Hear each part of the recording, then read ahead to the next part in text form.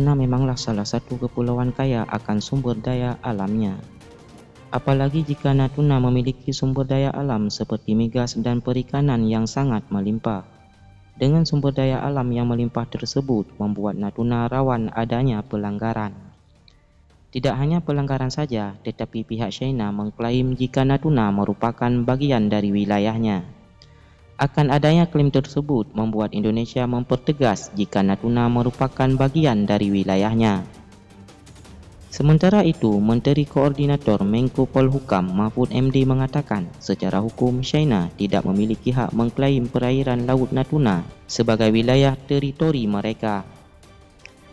Dari adanya penjelasan ini, maka jelas saja bahawa Natuna bukan dari bagian China. Akan tetapi, untuk itu tetap saja bahawa Natuna harus dipersiapkan dalam soal keamanannya. Apalagi untuk sektor lantamal dan objek vital lainnya di Natuna harus dipertahankan dengan baik. Untuk itu, ada salah satu alutsista permukaan yang cocok dipakai untuk TNI Angkatan Laut untuk menjaga Natuna.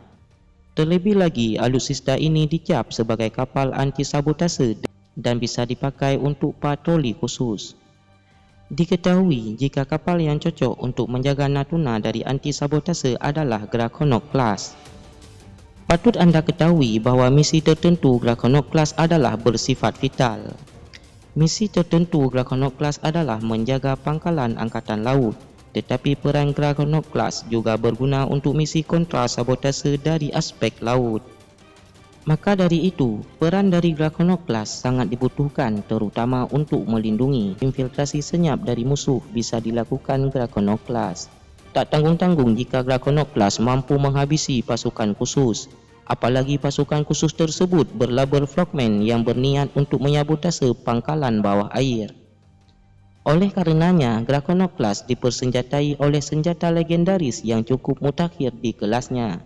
Dan persenjataan andalan dari Draconok Class adalah DP-65 yang berjenis granat launcher. Patut diketahui jika DP-65 Draconok Class bukanlah granat launcher biasa. Tetapi senjata ini dikhususkan untuk Draconok Class untuk melawan anti-sabotase bawah air. Nantinya jika Draconok Class mendeteksi pergerakan pasukan katak, maka DP-65 bisa dipakai. Untuk itu, DP-65 Draconok Class bisa dipakai sebagai peluncur granat bawah air. Dari adanya senjata tersebut, maka pergerakan pasukan katak akan tidak aman oleh adanya Draconok Class dan DP-65. Maka tak heran jika Draconok Class dicap sebagai The Frogman Hunter yang mampu menangkal. Selain DP-65, ada juga senjata yang cukup mematikan di Draconok Class. Seperti Iklaman 4 yang dapat menangkis serangan udara ada di Draconok Class. Tak cukup dengan Iklaman 4 saja, tetapi di Draconok Class ada juga senjata kaliber besar. Nantinya senjata Draconok Class tersebut mampu menyasar target di darat, udara dan permukaan. Dan senjata tersebut adalah senapan mesin MTPU yang memiliki kaliber 14,5 mm yang terpasang di Draconok Class. Perlu diketahui jika MTPU dipasang di Draconok Class, haluan memberikan pertahanan.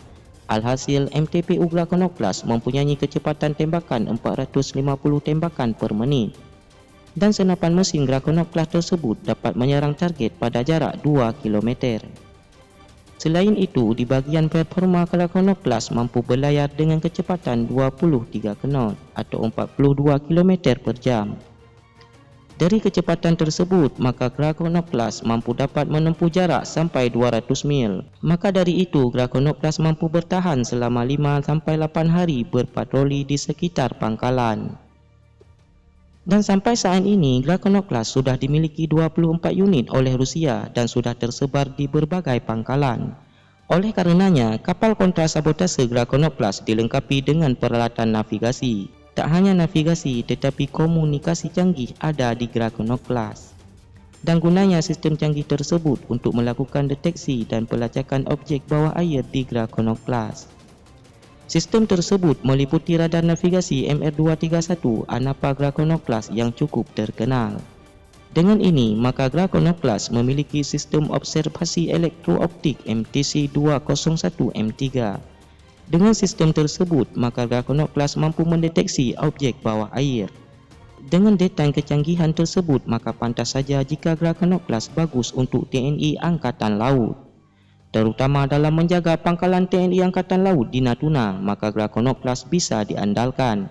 Akan tetapi sampai saat ini belum ada informasi lebih lanjut soal rencana TNI Angkatan Laut dalam membeli Draconoclast.